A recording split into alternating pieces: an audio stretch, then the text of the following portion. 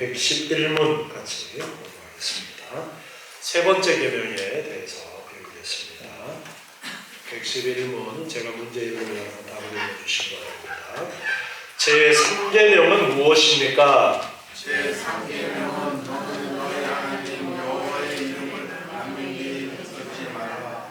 나 여호와는 나의 이름을 받는 게 일컫는 자를 지었다 하지 아니하리라 한 것입니다. 아멘. 네, 3계명에서 여호와의 이름을 망령되이 일컫지 말라라는 이 세 번째 계명에 대해서 배우게 됩니다. 나 여호와는 나의 이름을 망령되이 일컫는 자를 죄 없다 하지 아니하리라. 하나님의 이름을 망령되이 함부로 부르는 그러한 자들을 죄 있다, 하나님께서는 그렇게 여기신다라는 것이 이 3계명에서 가르쳐주고 있는 그러한 부분입니다. 제112문 제3계명에서 요구하는 것은 무엇입니까? 제3계명에서 요구하는 것은 하나님의 이름, 그의 칭호, 그의 말씀, 순례, 기도, 맹세, 서약, 자비, 그의 사역과 그 외에 자기 자신을 나타내는 것은 무엇이든지 하나님의 영광과 우리들 자신과 남들의 선을 위하여 거룩한 고백과 책임이 있는 대화하소서. 사상, 명상, 말, 기록 등에 있어서 거룩하게 그리고 교훈하고 사용해야 한다는 것입니다. 아멘. 네, 하나님의 이름이라는 것을 말씀하고 있습니다. 하나님의 이름을 함부로 말하지 말아라. 우리나라 예절에서도 어른들의 이름을 함부로 부르지 않도록 그렇게 가르쳐서 우리는 어른들의 이름도 부를 때 조심스럽게 부르는 그런 문화를 가지고 있는데요. 이름이라는 것은 그 자체를 나타내는 것입니다. 그래서 우리가 이름을 함부로 부르지 않도록 그렇게 가르치는 것인데요. 하나님의 이름에 대해서도 그 하나님의 이름이 하나님이 어떤 분이신가에 대해서 가르쳐 주시는 그러한 것이기 때문에 하나님의 호칭을, 하나님의 그 칭호를 함부로 사용해서는 안 된다라는 것을 그렇게 특별히 말씀을 하고 있는 부분입니다.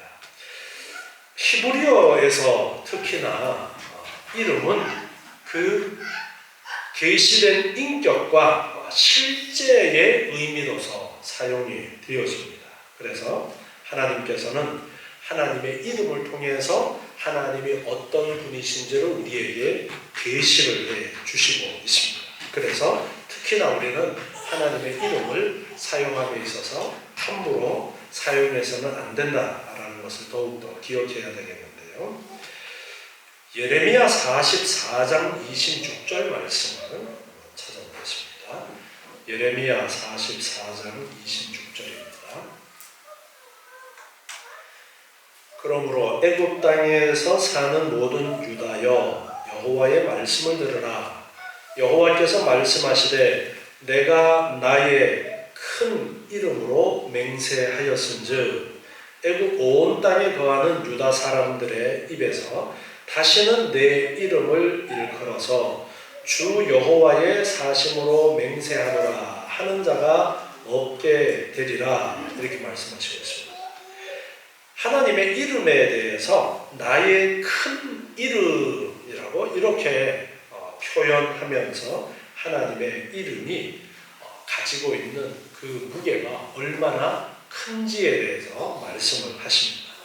그래서 나의 큰 이름이라고 이런 수식어로서 나의 큰 힘, 하나님의 이름이 아주 크다라는 것을 말씀을 하고 있습니다.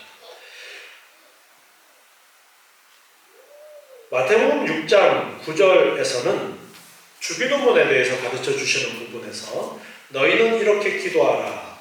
하늘에 계신 우리 아버지여 이름이 거룩히 여김을 받으시오며 이렇게 우리가 먼저 기도할 때에 하나님의 이름이 거룩히 여김 받기를 원합니다 라는 기도를 먼저 해야 될 것을 가르쳐 주시고 있어요.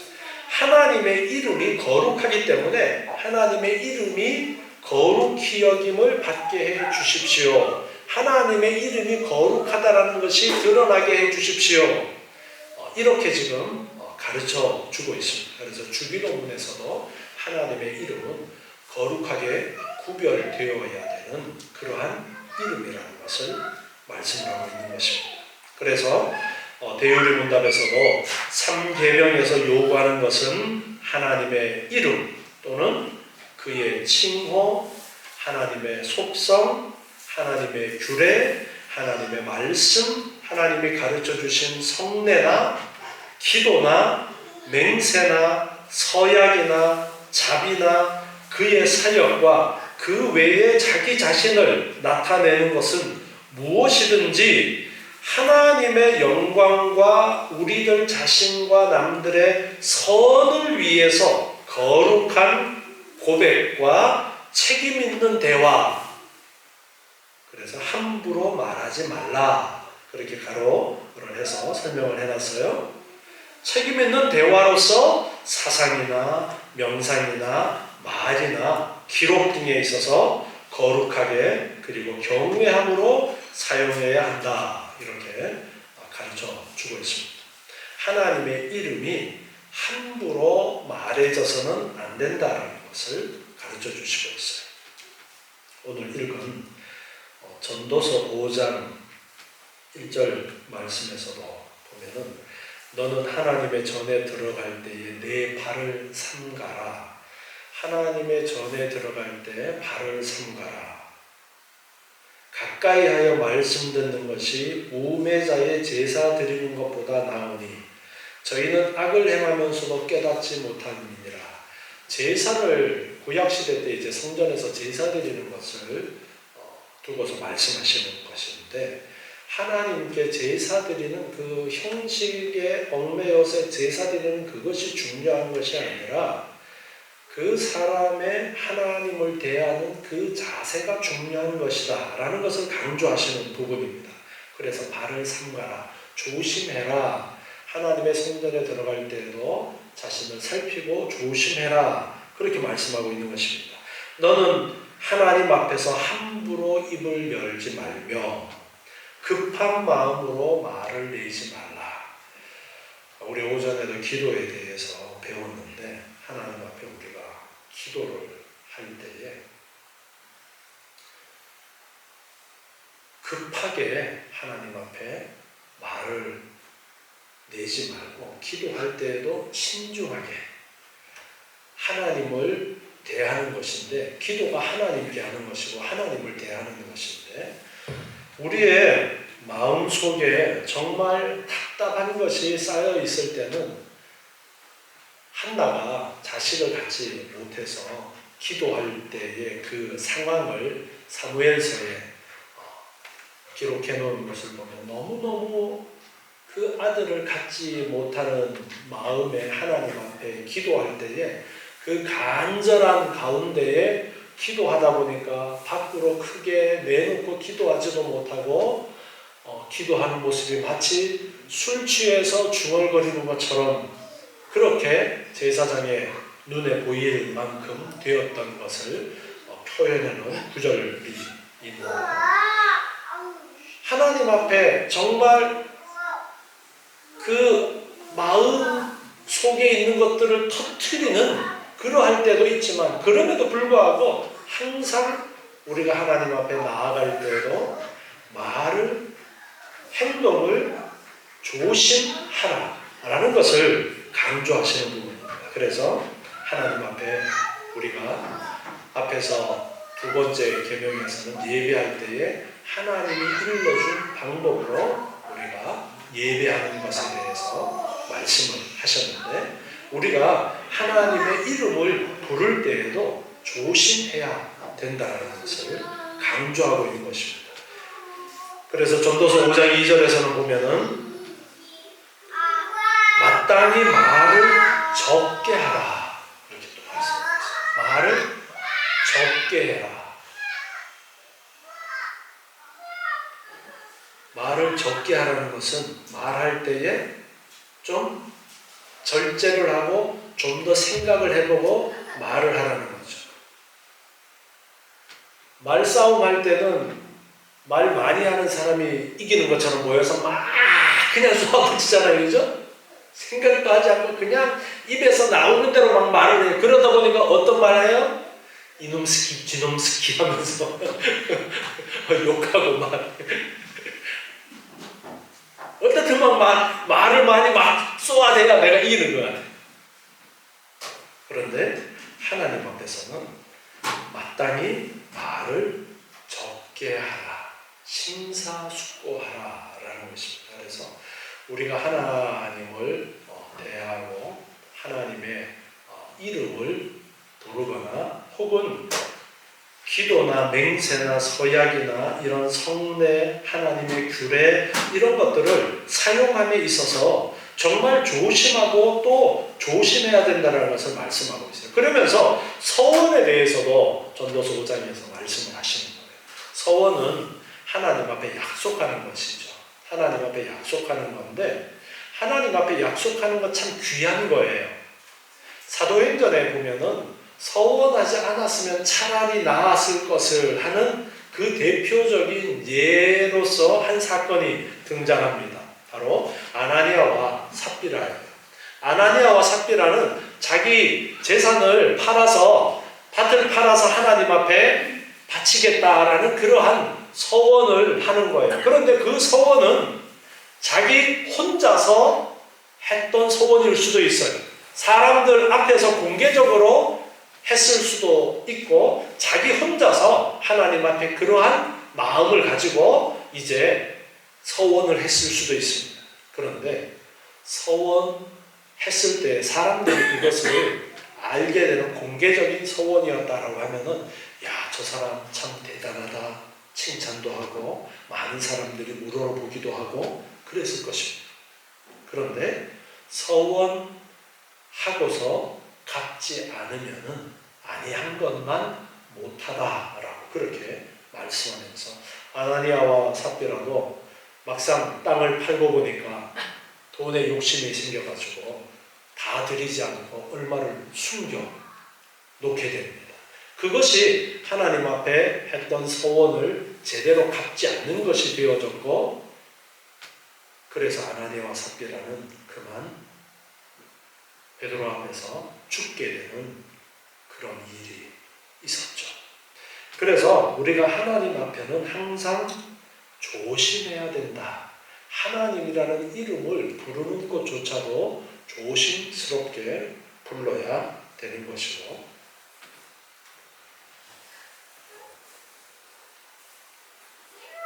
서양 사람들 영어 꺼내는 사람들 보면 깜짝 놀라거나 하면은 오 마이 갓 이렇게 말하는 경우 있어요.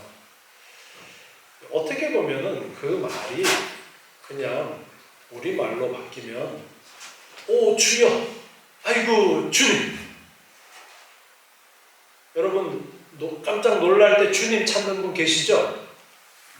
참 거룩하신 분이에요. 그죠? 믿음이 좋으신 분이고 보통 누구 찾아요? 아버지나 엄마 찾는데 그런데 그러한 것들이 영어권에서는 그냥 어떤 욕처럼 그렇게 사용되어지기도 해요. 이 말이 처음에 시작은 좋은 의도로 시작이 되었을지 모르지만 시간이 지나면서 그 영어 문화권에서는 그 말이 결코 좋지 않은 그런 말이고 그 의미도 제대로 생각하지 않고 사용하게 되어지는 경우들도 있는데 그래서 우리가 의미 없이 사용하는 데에 하나님의 이름을 함부로 사용한다든가 그렇게 되어서는 안 된다는 겁니다.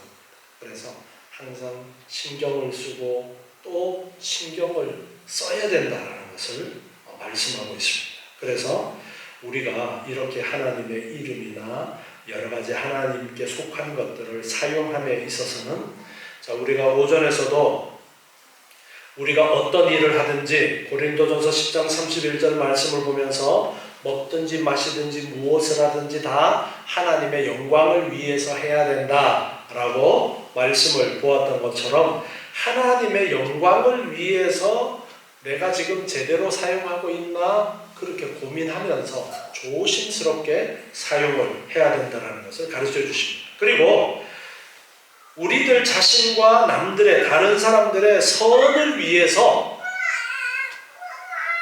거룩한 고백과 책임 있는 대화로서 함부로 말하지 않고 정말로 신중하게 거룩한 고백과 책임 있는 대화로서 이제 이것이 어떤 말이나 기록 중에 사용될 때에도 거룩하게 그리고 경외함으로 사용해야 된다라는 것을 말씀하고 있습니다. 특별히 경외라는 단어를 우리가 잘 살펴서 생각을 해봐야 됩니다. 함부로 하지 말고 두려움으로 다가가라는 거예요. 하나님의 이름을 사용하는데 우리가 잘못 사용하면 하나님의 이름을 함부로 사용하는 것이 되어지기 때문에 여기에 하나님의 이름을 부르고 여기에 하나님의 이름을 사용하는 것이 과연 잘하는 것인가 생각해 보아야 된다는 거예요. 그냥 아무런 의미 없이 입버릇처럼 하나님을 부르는 것은 결코 잘하는 것이 아닌 거예요. 그래서 항상 하나님의 이름은 경외심을 가지고 우리가 두려움으로 함부로 사용하지 않도록 해야 된다라는 것을 가르쳐 주시는 부분입니다.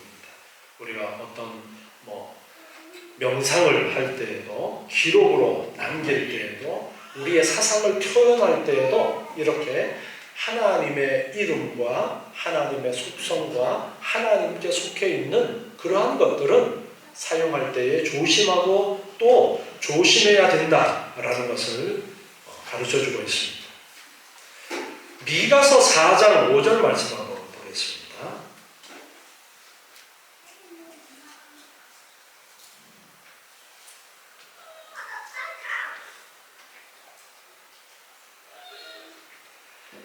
만민이 각각 자기의 신의 이름을 빙자하여 행하되 오직 우리는 우리 하나님 여호와의 이름을 빙자하여 영원히 행하리로다. 아멘. 하나님의 이름은 거룩한 고백을 통해서 하나님의 영광을 받으셔야 되는 것인데요. 이 미가서 4장 5절은 표준 세번역에서는 이렇게 번역을 하고 있어요. 다른 모든 민족은 각기 자기 신들을 섬기고 순종할 것이다. 그러나 우리는 언제까지나 주 우리의 하나님만을 섬기고 그분에게만 순종할 것이다. 이렇게 번역을 해놓았어요. 항상 우리는 하나님만을 섬기고 그분에게만 순종을 하는 그러한 삶을 통해서 하나님의 영광을 드러내는데 우리의 삶의 목표가 이렇게 하나님의 영광을 위해서 살아가야 되는데 함부로 해서는 안 된다라는 것을 늘 놓치지 말아야 되는 것입니다. 그래서 조심하고 또 조심해야 된다. 좀 더 자세한 부분을 이제 113문에서 이제 배우게 될 텐데요. 113문은 다음 주에 우리 좀 더 자세하게 그렇게 배우고 오늘은 112문까지를 통해서 하나님의 이름을 사용함에 있어서 조심하고 또 조심하고 각별히 우리가 신경을 쓰고 우리가 말이라는 것은 그리스도인들이 특히나 말을 할 때 이 말 한마디가 어떤 의미를 담고 있는지 내가 모르는 뜻의 단어는 사용을 함부로 하지 않도록 하고 그렇게 조심하고 또 조심하는 그런 살피는 자세가 필요하다는 것을 강조하고 있습니다. 그래서 우리가 여러 사람들과 함께 섞여서 생활하는 중에도 저 사람은 참 말에도 신중한 사람이구나 라는 그러한 이미지를 심어주는 것이 필요합니다. 그래서 우리가 말하는 한마디 한마디는 정말 진실되게 다른 사람들이 받아들이고 저 사람은 빈말 안 해. 저 사람은 참 진실한 사람이어서 빈말하지 않아. 그렇게 되어질 때에 우리가 전하는 복음에 대해서도 그들이 당장 받아들이지 않아도 저 사람이 빈말하는 사람이 아닌데 저런 말을 할 때는 뭔가 큰 의미가 있지 않을까 이제 고민하는 가운데 또 믿음으로 나아가는 그러한 계기로 하나님이 사용하시기로 하시는 것이기 때문에 항상 우리가 말을 조심해서 하는 그러한 습관도 우리의 삶 속에 있어야겠습니다. 기도하겠습니다.